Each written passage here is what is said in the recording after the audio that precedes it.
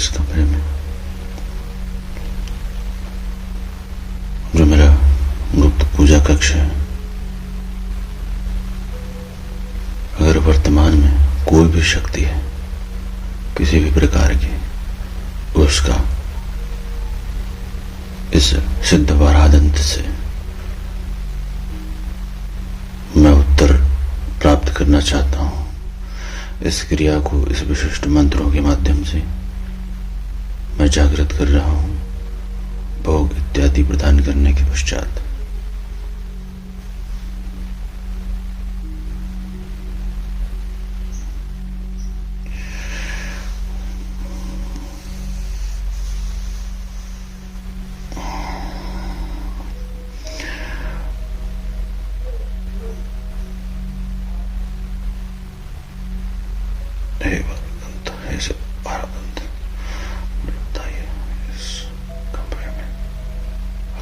शक्ति है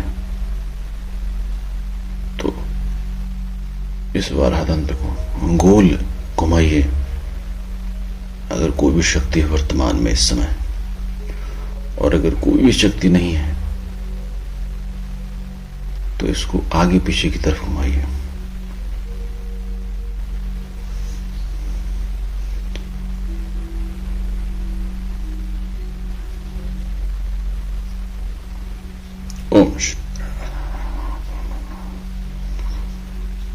इस कमरे में कोई भी शक्ति है, कोई भी वर्तमान समय में, इस समय में कोई भी शक्ति है इस समय, तो इसको बहुत गोल गोल घुमाइए।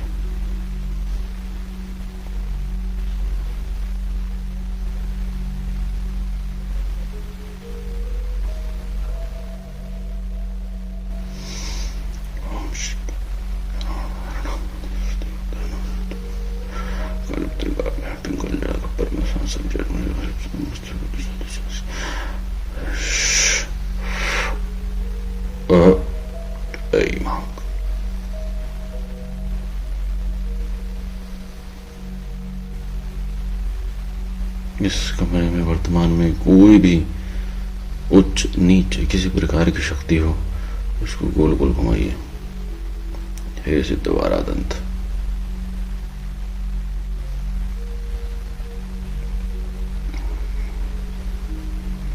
और तेज, और तेज, गोल गोल, और गोल गोल, और तेज, और तेज, और तेज, और तेज, और गोल गोल घुमाइए, और गोल गोल, और तीव्र गति से, और तीव्र गति से उत्तर चाहिए, और तीव्र गति से उत्तर।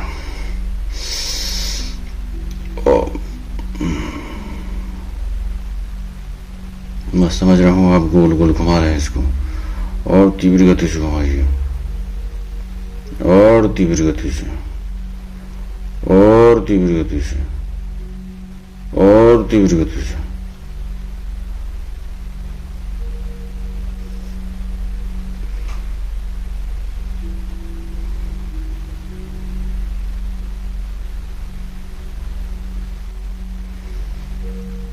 बहुत सुंदर। अब शांत हो जाइए। हे सिद्ध वराहदंत, शांत हो जाइए।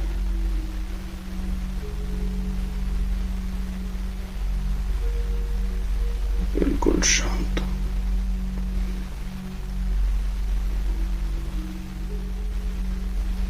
बिल्कुल शांत।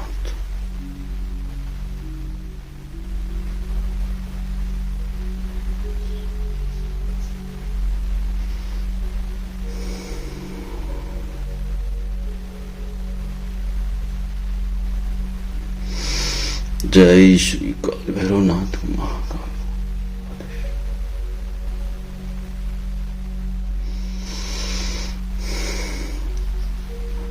पुनः आपका भोग आपके निश्चित स्थान पर जिस प्रकार से आपके द्वारा मांगा गया था वो प्रदान कर दिया गया है।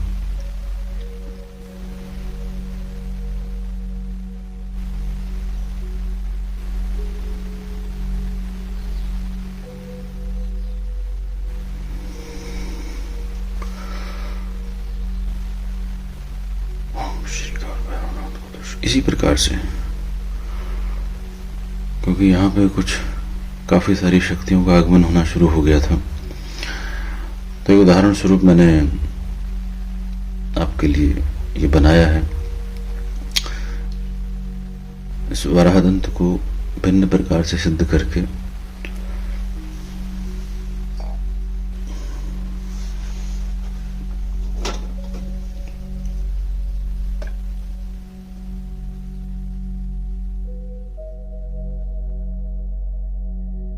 रखा जाता है और इसका वराहदंत का प्रयोग आप प्रश्न उत्तर जानने में, हाँ या ना के उत्तर जानने में, इसी प्रकार से भिन्न प्रकार से इसके और भी प्रयोग होते हैं। ये वराहदंत जो सिद्ध होता है वो किसी प्रकार के टोना टोटका, जादू, तंत्र मंत्र इत्यादि को समाप्त कर देता है।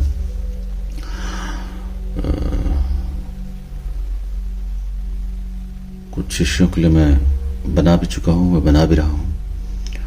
और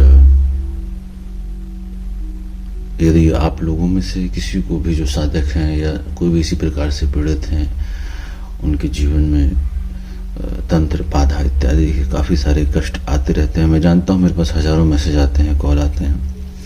हालांकि मैं कॉल पे अवेलेबल नहीं हूँ तो संदेश मुझे प्राप्त हो जाता है। तो मैं ये चाहता हूँ कि जो भी साधक अपनी साधना करें वो अपना एक एक कदम बहुत मजबूती से रखते हुए चलें। किसी भी व्यक्ति का अपमान न करें, प्रथम तो बात ही ना करें, बोलने की आवश्यकता नहीं है। आपको अपनी साधना से मतलब है, बोलने का क्या अर्थ है? और बोलेंगे आपके मन के जो विकार हैं उसी के धक्के से जो फालतू की चीजें पड़ी हुई हैं, लिखी हुई हैं, सुनी हुई हैं, और उसका जो अमलगमेशन विचार है वो ये सामने बाहर आ जाता है। मिलावटी विचार, आपका अपना विचार थोड़ा कोई कुछ है, आपको तो सिखाया इन लोगों ने ना। बोलने की आवश्यकता नहीं है। अपने पैरों पर दृष्टि रखिए, अपनी साधना करते रहिए। और कोई आपके गुरु हो तो उनको समर्पित होते हुए चलिए, मर्यादा में चलिए। गुरु नहीं भी हो तो जैसे आपको चलना हो, आपकी इच्छा है। मेरे अनुभव में जो है, मैंने कई सारे वीडियोस में बता रखा है कि शिष्य क्या होता है, गुरु क्या होता है, साधना क्या होती है, सिद्धि क्या होती है, प्रत्यक्षीकरण क्या होता है। अभी मैं यहाँ पे अपने 4 शिष्यों को केपी यानी कर्ण पिशाचिनी का उनको बहुत ज्यादा जोर था कि हमें करना है। 4 शिष्यों को यहाँ पे सिद्ध करवा रहा हूँ। एक को पहले करवा चुका हूँ, 3-4 लोग और हैं। धंधा यक्षिणी का शिविर होता है, उसके बारे में डलाई हुआ है कि कितना तीव्र उसका प्रभाव होता है। एक नहीं, अनेकों लोगों को करवा दिया है। करवा क्या दिया, दे दिया है। इतना देर नहीं लगती है, कोई सिद्ध गुरु हो उसको इतनी देर नहीं लगती देने में, प्रदान करने में। कितने सारे शिष्यों को लाभ मिला है, कितने सारे जो शिष्य नहीं है लेकिन सिर्फ धंधा यक्षिणी की दीक्षा लेके, भले किसी भी गुरु को मान लें, धंधा यक्षिणी की दीक्षा लेके उनको मैं उसका प्रदान कर देता हूँ।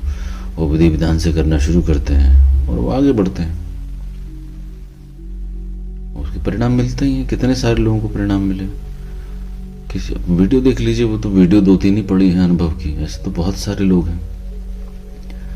किसी का काम धंधा नहीं चलता था, उसने दीक्षा लिया, उसको काम धंधा चलने लगा। किसी का करोड़ों का कर्जा था, उसका कर्जा निपटने लगा। किसी के पैसे किसी के पास गए हुए थे, उसने करना शुरू करा, उसके वो लाखों रुपए मिलने शुरू हो गए। तो धंधा यक्षिणी को मैं इसलिए ही कराता हूँ। वैसे तो जो मैंने बताया है कि ध्यान सर्वोपरि है, लेकिन उतना धैर्य आजकल के उन लोगों में है ही नहीं कि हम धैर्य से साधना कर सकें, अपने मन से लड़ सकें, अपने विकारों को देख सकें, उसको स्वीकार कर सकें कि हाँ ये मेरे ही विकार है, ये मेरे ही कारण हो रहा है, मेरे दुख का कारण तो मैं ही हूं ना, और कौन है दूसरा। मैं ही डिमांड कर रहा हूं, मैं ही भाग रहा हूं इधर उधर, मैं ही जाना चाह रहा हूं, मुझे ही कुछ बनना है, मुझे ही होना है। तो ये जो होने की दौड़ है ये एक्चुअली वहीं से आ रही है। ठीक है, अब इसमें होता क्या है कि जब आप कुछ होना चाहते हैं तो बहुत करोड़ों लोग बहुत कुछ होना चाहते हैं, आप अकेले नहीं हैं। तो आप उनकी फाइटिंग जो क्राउड है उसमें उसका आप हिस्सा बन जाते हैं। सबसे सहज है, जो जैसा आ रहा है उसको स्वीकार करते हुए चलना, लेकिन उस स्वीकृति के लिए बहुत हिम्मत चाहिए। जैसा आ रहा है वैसा स्वीकार करते हुए चलने के लिए बहुत ज्यादा हिम्मत चाहिए। इतना आसान नहीं है कि आपको चेहरे पे कोई थूक के चला जाए तो आप कह दो कि चलो स्वीकार रहे। वो बहुत आगे की बात है। अभी तो मेरे पास जो साधक हैं वो तो ऐसे हैं कि जैसे भी चलना सीख रहे हो। सिद्ध सब हो गए हैं, सिद्धि में कोई कमी नहीं है, लेकिन सिद्धि क्या करती, दिमाग खराब करती है। सिद्धि सबसे पहले गुरु से दूर करती है। सिद्धि का वही कार्य है, क्योंकि उसको पता है कि गुरु पास रहेगा तो डंडा बजेगा। और जो जागृत शिष्य हैं उनको पता है कि यहाँ मेरी शक्ति दिमाग खराब कर रही है और यहाँ ये उपद्रव मच रहा है। वो सचेत हैं और वो बता देते हैं कि इस वजह से मेरा दिमाग खराब हुआ, क्षमा कीजिए। मगर तो ठीक है, आगे बढ़ो, इस चीज को दोबारा रिपीट ना करो और आगे बढ़ो, क्योंकि रुकने का मतलब नहीं है ना। तो कुछ ऐसे हैं जिनको पता ही नहीं चलता है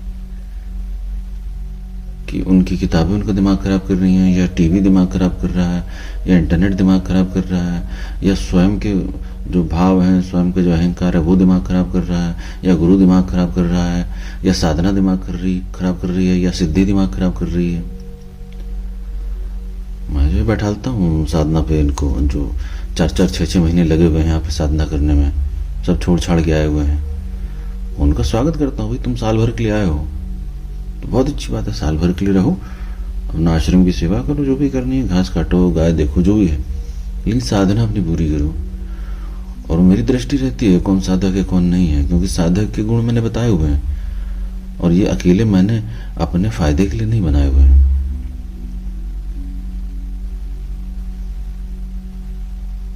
बहुत सारे शिष्यों को लग सकता होगा कि गुरु जी कह रहे हैं समर्पण करो, इसका मतलब ये होता है कि सब कुछ इनको दे दो। वो तो लगेगा ही लगेगा, है ना, वो तो रियलिटी, वो तो सत्य है कि गुरु तो आपको लूटने के लिए ही आया है हर तरीके से। और स्पेशली मेरे तरह का गुरु जो हर एंगल पे चोट मारता है। आपका 1% भी विचार स्वयं का रहने नहीं दिया जा सकता है मेरे निकट, क्योंकि जब तक आप रहेंगे आप अपनी यात्रा कभी कर ही नहीं सकते।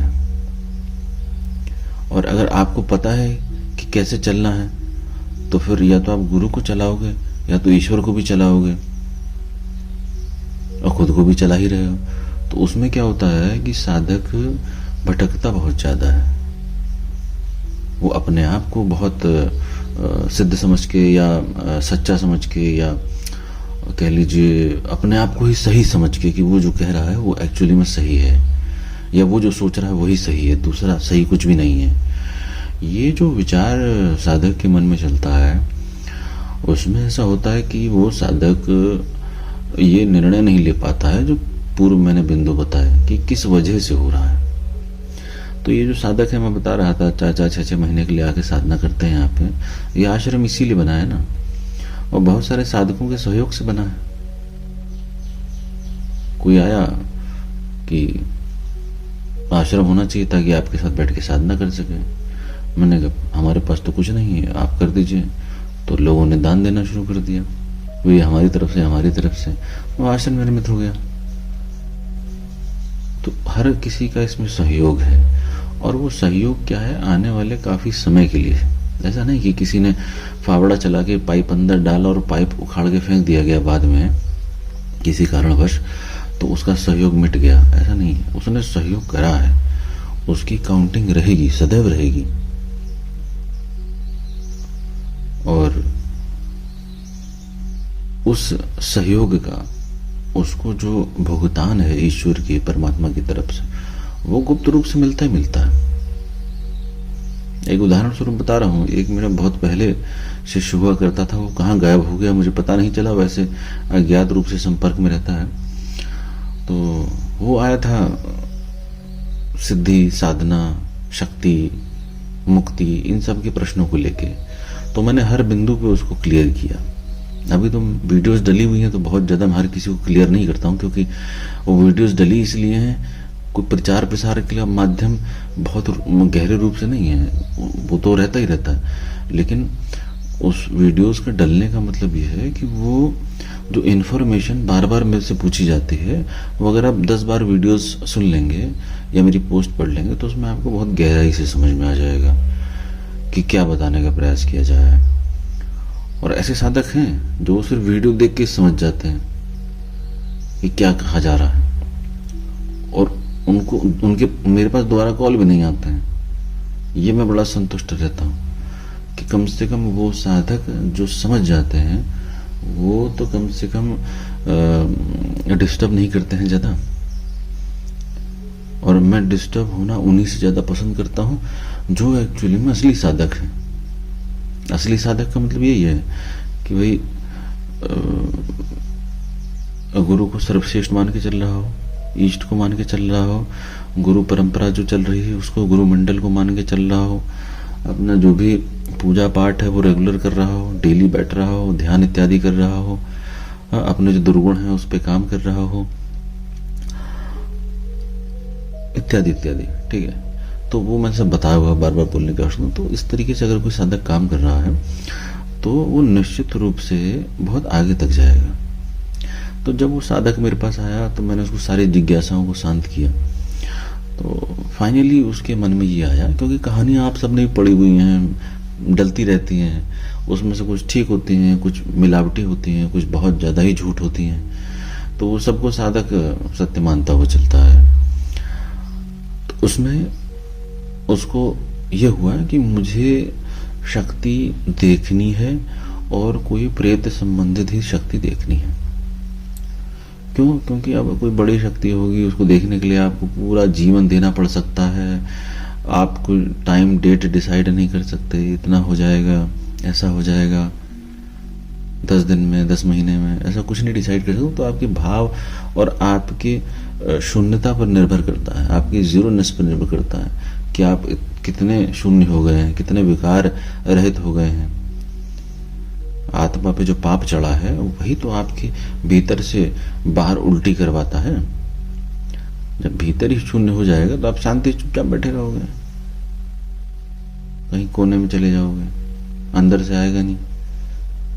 तो अगर इस प्रकार से साधक को करना होता है तो मैं उसको समझाता हूँ कि उसकी पूरी ट्रेनिंग टाइप मैंने उसको कैसे दी कि पहले मैंने उसको बोला कि कुछ ये योग की क्रियाएं हैं, इससे गुजरो, क्योंकि उसके अंदर भी विकार थे बहुत ज्यादा।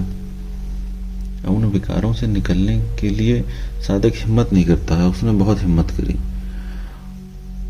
तो जो योग की कुछ क्रियाएं पहले उसको करवाई, फिर रेगुलर मैंने कहा मेरे पास आओ डेली, और रहता था 10-12 किलोमीटर करीब दूर, तो डेली मेरे पास आता था, डेली प्रश्न पूछता था। तो मैंने उसको ये 4-5 दिन प्रश्न पूछने के बाद मैंने उसको बोला, मैंने कहा तुम्हारे प्रश्न तो कभी खत्म होंगे नहीं, और मेरे को बोलने में इंटरेस्ट है नहीं। आप लोग भी जानते हैं मैं कितनी कम वीडियो डालता हूँ, ठीक है, बोलने का मेरे को इंटरेस्ट है नहीं, क्योंकि ऑलरेडी बोला हुआ है। अब करने की बारी है, अब करने पे ध्यान देना चाहिए सभी साधकों को कि चलिए करते हैं, मेहनत करते हैं, तपस्या करते हैं, पैर, रीढ़ की हड्डी, गर्दन, कमर सब तोड़ते हैं। तो ये तोड़ने का मतलब ये नहीं है कि आप कोई डंडा लेके तोड़ रहा है, मतलब आपको स्वयं बैठना पड़ेगा। आपका मन आपको भगा देता है, आपको यही नहीं पता है कि आपका दिमाग खराब, आपका मन कर रहा है कि और कोई दूसरी शक्ति कर रही है, पता ही नहीं चलता किसी को।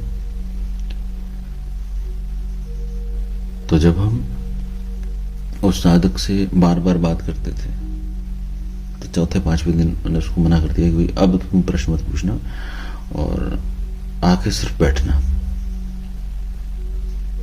तो मैं आपको एक क्रिया बता रहा हूं इस वीडियो में कि जो सुनने वाले समझदार होंगे उस क्रिया को समझ जाएंगे कि तुम मेरे को गुरु मान रहे हो ना? मैंने ऐसे बोला उसको, तुम गुरु मान रहे हो ना? तो उसने कहा जी गुरु जी। मैंने कहा दिल से मान रहे हो? मैंने कहा जी। उसने कहा जी गुरु जी। तो मैंने कहा मैं कुछ भी परीक्षा ले लूं? तो उसने कहा ठीक है गुरु जी। तो मैंने कहा कि एक काम करो, क्योंकि उसको बोलने की बहुत आदत थी ना, तो मैंने उसको बोला, मैंने कहा आज से तुम मौन हो जाओगे और तुमको एक साधना दे रहा हूँ, तुम साधना करोगे और मेरे पास जब भी आओगे बैठोगे तो बात नहीं करोगे, न मेरी तरफ देखोगे, तुम देखोगे सिर्फ पैरों की तरफ और कुछ नहीं करना, तुम्हें सिर्फ पैर देखने, दूसरा कुछ नहीं करना। मैं कुछ भी बोलूं, चुप रहूं, मैं तुम्हें गाली भी दूं, मैं तुम्हारी बुराई भी करूं, ठीक है, तुम्हारे पूरे खानदान को गाली दे दूं, तुम्हें कुछ नहीं करना, तुम्हें सिर्फ मेरे पैरों को देखना। तो उसको एक बार तो थोड़ा सा झटका सा लगा कि यार ये गाली देंगे और मेरे अंदर कुछ नहीं होगा क्या? फिर वो साधक था, उसने कहा, गुरुजी ने कहा देखना है तो फिर जो होगा, तो ये तो बहुत अच्छा अवसर है देखने के लिए। ऐसा कहाँ मिलता है कि गुरु के समक्ष देखने का अवसर मिल जाए? भाई सामने को गाली देगा तो आप पलट के गाली घूसा मार दोगे, गोली मार दोगे, खत्म कर दोगे केस, जेल चले जाओगे, ठीक है। लेकिन गुरु के समक्ष आपको गाली मिल रही हो और तब आपके भीतर देखने का अवसर मिल रहा हो, तो कितनी विशिष्ट कृपा है। तो उसने उस एंगल से सोचा जो उसने मुझे बाद में बताया कि मैंने, आपने बोला था ऐसे ऐसे गाली दूंगा, मारूंगा भी और घर वालों को भी गाली दूंगा, मैं सब बर्बाद कर दूंगा। तो उस समय मुझे बहुत बुरा सा लग रहा था कि यार मैं गुरुजी के पास आऊं, गुरुजी मेरे घर वालों को गाली देंगे, लेकिन वही परीक्षा थी मेरी। भाई उसने कहा मेरे पास पैसे नहीं गुरुजी, मैं छोटा हूँ और कमाता भी नहीं हूँ, वो गरीब भी हूँ, तो कुछ ऐसे छोटा मोटा कुछ काम कर लेता था बस अपने खर्चे के लिए। तो उसने मुझसे ये बोला कि गुरुजी आप जो कहेंगे मैं वो करने को तैयार हूँ, आज से मेरी परीक्षा शुरू। उसने ये नहीं पूछा कि कब तक। अब ये संभव है कि उसके मन में विचार ना आया हो कि कब तक, लेकिन उसके मन में विचार आया ही नहीं क्योंकि वो था ही नहीं, उसके अंदर वो चीज नहीं थी, उसके अंदर प्यास थी। तो वो कब तक बैठेगा ये तो मेरे ऊपर निर्भर है ना। अगर उसकी प्यास है और उस प्यास को बुझाना चाहता है, अल्टीमेट प्यास बुझाना चाहता है, तो निश्चित रूप से उसको मैं सहयोग करूंगा। परीक्षा तो मैं लूंगा हर तरीके से, सबसे तगड़ी तो मैं मन की और शक्तियों के लिए लेता हूं। पैसा पूछा तो क्या है, आश्रम बन रहा है उसके लिए आवश्यकता है, और पैसे के बिना आजकल कुछ होता नहीं है, इसलिए भी आवश्यकता है। और इंसान की सबसे ज्यादा पकड़ पैसे पे होती है। आज आप ओशो को भी सुनेंगे तो आप ओशो से बहुत प्रेम करते होंगे, लेकिन तब भी आप कंपेयर दूसरे गुरु को कर लेंगे, अरे इसके पास तो एक भी रोल्स रॉयस नहीं है, उसके पास हुआ करती थी। मतलब जो बंदा हर चीज को आगे लगाने के लिए बोल रहा था, वो उसको फॉलो करने वाला व्यक्ति दूसरे गुरु को कंपेयर भी उसकी गाड़ियों से ही करेगा। कितने आश्चर्य की बात है। तो उससे पता चलता है कि वो उसने उस गुरु को कितना समझा। अरे उसने तो इतनी किताबें पढ़ ली थी, तुमने तो एक भी किताब नहीं पढ़ी। तो भैया क्या अनपढ़ मुक्त नहीं हो सकता है? ये किसने कह दिया? क्या जो मौन हो जाता है वो मुक्त नहीं हो सकता है? ये किसने कह दिया? तो ये जो खिचड़ी पकती रहती है साधकों के अंतर्मन में, यही तो मुख्य दुविधा है। इसी से ही तो निपटाना है साधकों को, गुरु को। तो मैं उन सभी गुरुओं की तरफ से भी बोल रहा हूं इस घटना को, जो मेरा पूरा गुरु मंडल है, उनके आदेश से और मेरे अपने स्वयं के अनुभव से, और इसके इस परीक्षा के होने के बाद के अनुभवों, साधकों के अनुभव के धक्के से भी मैं बोल रहा हूं, ताकि वो साधक जो अपने मद में चूर हैं कि मैं ही भगवान हो गया हूं, मैं ही, मेरे से क्यों ऐसे बात करी जाती है, मेरे को क्यों लात मार दी जाती है, गुरुजी मेरे को गाली दे देते हैं, गुरुजी मुझे साधना नहीं देते हैं, गुरुजी मुझे सिद्धि नहीं देते हैं, गुरुजी मेरे से पैसा लूट लेते हैं, इत्यादि इत्यादि इत्यादि। ये सब जो आता है ना, ये सब असत्य को दूर करने के लिए ये गुरु के, गुरु मंडल के और अपने सभी पूर्व अनुभवों के आधार पे, क्योंकि अगर मैं कह रहा हूं कि ऐसा है तो मैं अपने स्वयं के अनुभवों के आधार पे ये कह रहा हूं कि ऐसा है और ऐसा सत्य है, ऐसा होता है। तो ये जो साधक था, इसने ये डेली आता था। अब पहले 1-2 घंटे के लिए आता था, अब 4-5 घंटे के लिए आने लगा। ये चीज मैंने थोड़ी सी इसमें देखी कि ये 4-5 घंटे के लिए आने लगा। तो मैंने कुछ प्रश्न नहीं किया। मैं वहां रहता था, नहीं रहता था, तो जैसे मैं बैठता था वहां मिट्टी होती थी, तो जैसे पैर रख के मिट्टी हल्की सी दब नहीं जाती है, वो मिट्टी को ही देखता रहता था।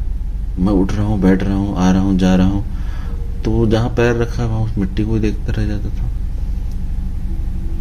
तो भीतर भीतर कुछ घटित होना शुरू हो गया,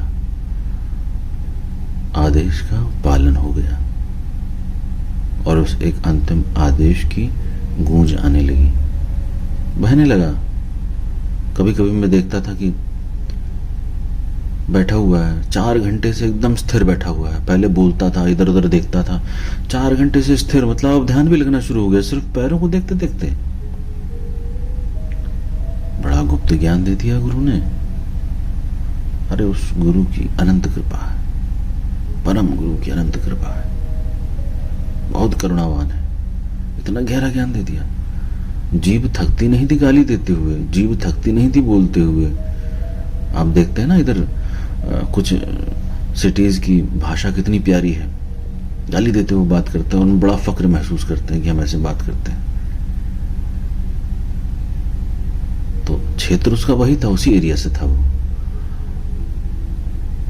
मौन हो गया, कोई ध्यान क्रिया नहीं, कोई विधि नहीं, कोई विधान नहीं, कोई पूजा नहीं।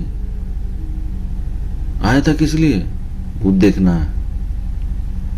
हमने क्या कराया? पहले शुद्धिकरण कर लो भैया। शुद्धिकरण करते करते उसकी गति कहीं चली गई, किसी और जगत में। ऐसे वो काफी महीने, मैं कभी कभी नहीं भी रहता था तो वो पूरा जैसे कमरा होता था वो साफ करता था, बस जहां मेरा पैर पड़ता था वहां नहीं साफ करता था।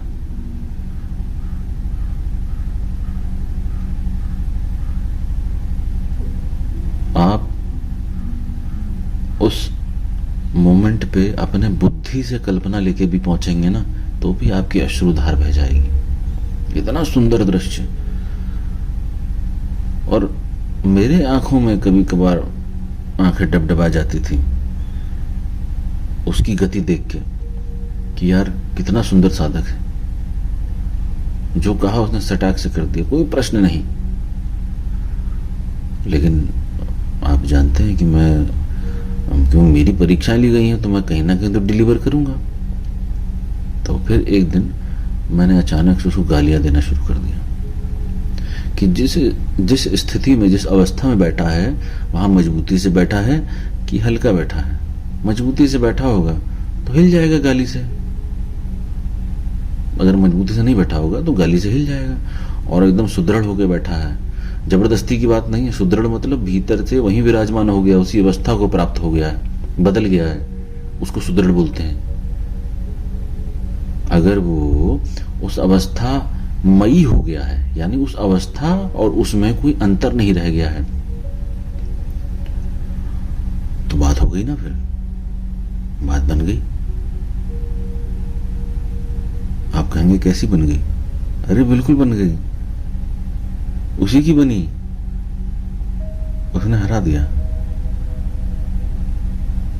मैं उसको उठाना चाहता था, हिलाना चाहता था, भगाना चाहता था उस समय कि हिल जाए बस अपनी अवस्था से। नहीं हिला, वही जीता। और बहुत मन, अंतर्मन से प्रसन्नता मुझे हुई। मैंने खूब गाली दी, 1 दिन नहीं, 2 दिन नहीं, 10 दिन गाली दी। और उसके प्रिपरेशन के बाद नहीं, उसकी प्रिपरेशन पे करो तो आदमी प्रिपेयर होकर करेगा ना। सहसा अचानक से कंपन तो पता चली जाता है ना आत्मा का। कुछ भी 1% भी कंपन नहीं हुआ उसकी आत्मा में, जैसा था वैसा। और ऊपर से क्या हुआ कि उसकी और गति और तेज हो गई और बहने लगा।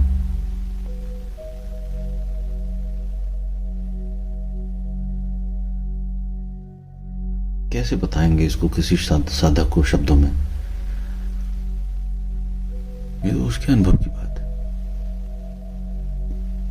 और निश्चित रूप से आप सोचते होंगे कि मैंने उसको कुछ बताया नहीं। बोल के कभी कुछ बताया जा सकता है? बोल के तो आदमी बहस करता है, मैं सही हूं, तुम सही हो, तुम गलत हो, मैं सही हूं, यही सब करता है। बहुत ज्यादा बुद्धिवादी होगा तो भी अपने तर्कों के साथ बहस करेगा। बहस ही होती है बोल के। वास्तविक तो मौन में ही संवाद होता है। अब किसी को मौन ना पता हो क्या होता है, किसी को संवाद ही ना पता हो क्या होता है, किसी को यही नहीं पता हो कि गुरु के सानिध्य में बहा कैसे जाता है, ड्रॉप कैसे हुआ जाता है, किसी को यही ना पता हो कि गुरु के चरणों की तरफ एकदम समाधिस्थ कैसे हो जाया जा सकता है, ध्यान में कैसे हुआ जा सकता है। किसी को यही ना पता हो तो उसको क्या समझ में आएगी बात? बुद्धि से समझ में आ जाएगी, थोड़ा सा अहंकार संतुष्ट हो जाएगा। क्या चलो हम भी कभी एक गुरु थे, उनके पास बैठते थे तो आंसू आ गए थे, तो हाँ हम भी वैसे ही हैं, बस इतना सी बात हो जाएगी। लेकिन यहां जो संदेश दिया जा रहा है वो नहीं पहुंचेगा उस तक। और निश्चित रूप से कुछ साधक हैं जिनके भीतर तक पहुंचता है, मैं बोलता हूं अब मुझे वही चाहिए होता है। ये मैं सच्चाई बता रहा हूं, मुझे और कुछ साधक नहीं चाहिए होता है। मैं जितने पुराने नए साधक हैं सबको यही बोलता हूं कि मर्यादा में रहो, फालतू बकवास मत करो, मौन रहो, नीचे देख के चलो, ज्यादा से ज्यादा अपनी साधना पर ध्यान दो। और अगर संसार में हो तो संसार भी अपना देखते रहो, लेकिन अगर संसारिक हो तो कम से कम साधना के लिए अपना 2, 4, 5 घंटा जितना निकाल सकते हो निकालो। लेकिन आजकल इस गुरु और शिष्य की मार्केटिंग संबंध में एक चीज बड़ी हुई, रेडीमेड चाहिए ना। तो अब रेडीमेड का बड़ा धक्का निकला हुआ है कि बस दे दें तो दे दिया जाता है, ईश्वर की तरफ से आता है, चला जाता है, उसमें मेरा कोई रोल नहीं। मेरा रोल तो वो ये है कि साधक जब मेहनत करता है तब मुझे प्रसन्नता होती है, क्योंकि उसमें बदलता है ना। अब जैसे मैंने मान लीजिए या मेरे को हटा दीजिए, या किसी XYZ गुरु ने ABC चेले को कोई सिद्धि दे दी। अब जब उसने दे दी तो जो साधना में तपस्या करते करते इतना समय गुजारते गुजारते जो बदलाव होता है साधक के भीतर, जो उसको परमात्मा की तरफ ले जाता है, वो बदलाव तो नहीं हुआ ना। कैसे हो जाएगा? नहीं होगा। तो वो साधक वैसा का वैसा ही होता है, साधक में बदलाव नहीं होता है। जो बदलाव उसकी साधना, कठिनाई से गुजरना, तपस्या करना, वर्षों बैठे रहना, वर्षों गालियां खाना, वर्षों पीड़ा झेलना, वो जो तपस्वी होगा उसकी वाणी में नरमी होगी, उसकी वाणी को सुन के बड़ी शांति महसूस होती है। ये मैं सत्य बता रहा हूं। ये आप किसी भी एक ऐसे गुरु या एक ऐसे शिष्य या किसी भी साधक, किसी संत से मिलेंगे जैसे कि वाणी में नरमी होगी, सहजता होगी, सरलता होगी, एक बहाव होगा, वो आपको ले जा रहा होगा कहीं ना कहीं।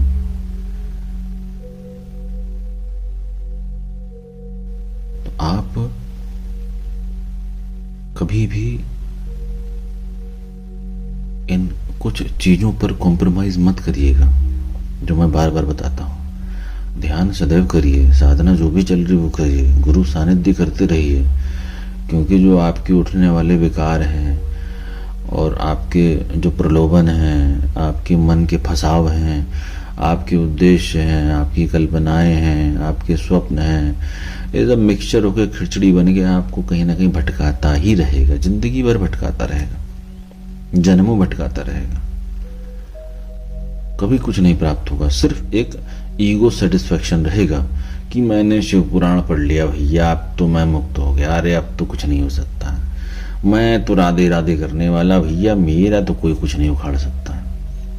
फूंक दिए जाओगे 2 मिनट में, लोग मर जाते हैं स्टेज पे ही गाते गाते।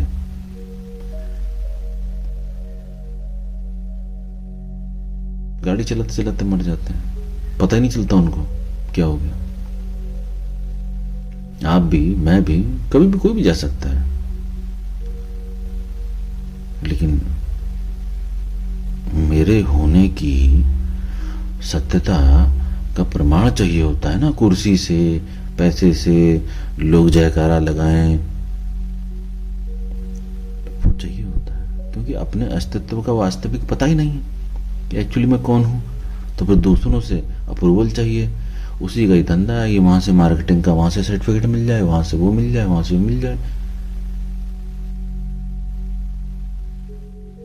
तो वो दौड़ तो बेकार लोगों की, मतलब वो एक तरीके से सांसारिक ही हैं, और जो फर्जी तांत्रिक लोग होते हैं उनकी दौड़ है। मैं बात करता हूं सही साधकों की, कि इतना देखते देखते ही घटित हो गया। तो एक क्रिया है, ये मैं सभी उन गुरुओं की तरफ से भी बता रहा हूं जो गुरु अपने साधकों को इस प्रकार से नहीं बता पाए होंगे कि भाई ये भी करना चाहिए। पैर छू छू के पैर तोड़ने की जरूरत नहीं है, गुरु के पास बैठ के ये भी किया जाता है, तभी गति होती है, तभी सहजता आती है। जो तपस्या से गुजरेगा, कष्टों से गुजरता हुआ अपनी साधनाओं को करता हुआ चलेगा, उसके अंदर बदलाव होगा। XYZ ने ABCD को कुछ दे दिया, तो आप खुद सोचिए ना, प्रोसेस से तो नहीं गुजरा ना, उसको तो अचानक से मिल गया, कोई मेहनत भी नहीं करनी पड़ी। तो वो प्रोसेस से जब तक नहीं निकला तो उसके अंदर बदलाव नहीं होगा।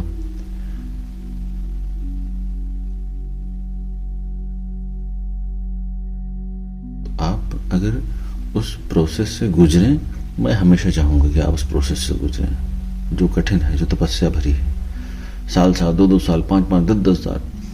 अगर आप इतना ऐसा भाव रखेंगे कि ऐसा चलना चाहिए, मैं ऐसा चलूंगा,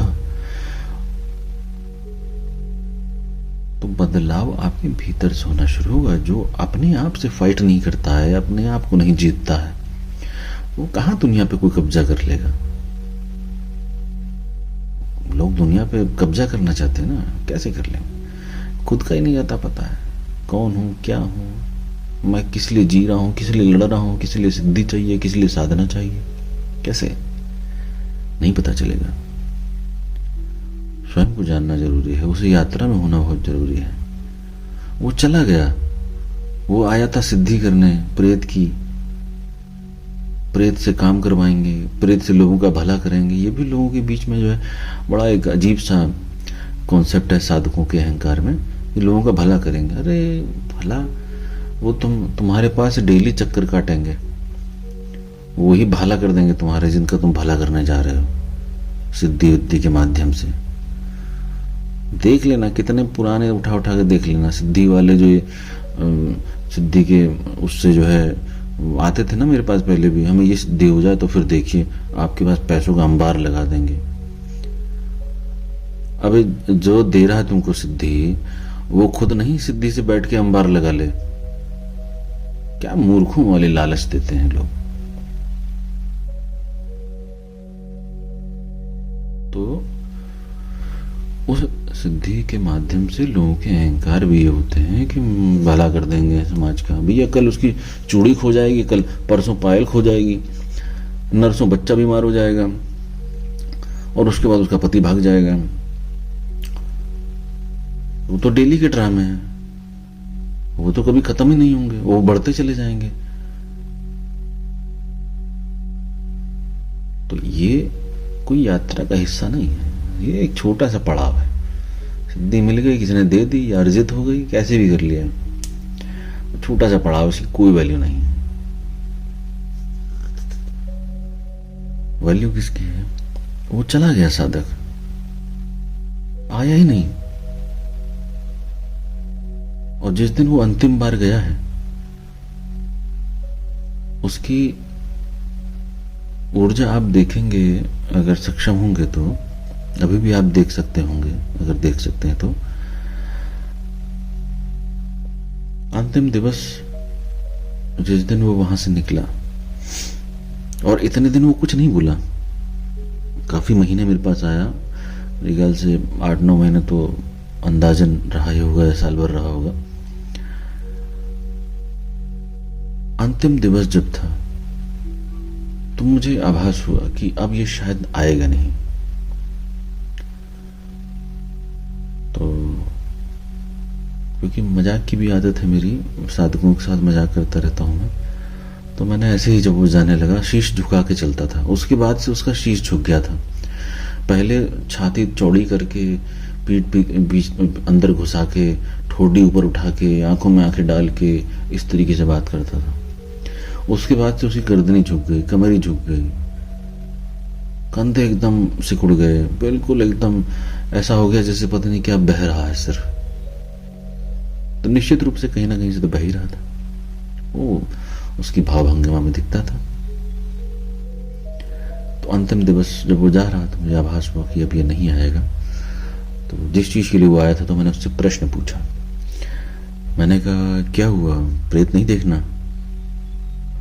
वो इतना फूट के रोया, इतना फूट फूट के रोया, मैं बता नहीं सकता हूं। मेरे को स्वयं इस समय आंसू आ रहे हैं। मेरे चरण पकड़ के रोने लगा, फूट फूट के रोया और बेतहाशा रोया। और पता नहीं क्या क्या ऊट पटांग उसके मुंह से निकल रहा, जैसे रोते में बदहवास लोगों से निकलता है।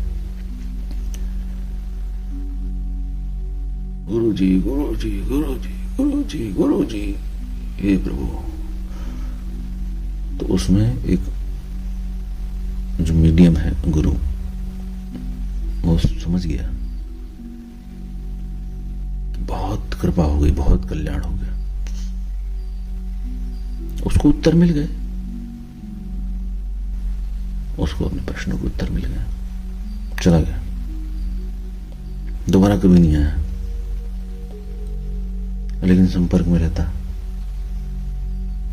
एक अलग तरंग है जिससे वो जुड़ा रहता है, बस मैं भी उसी से जुड़ा रहता हूं, बात हो जाती है।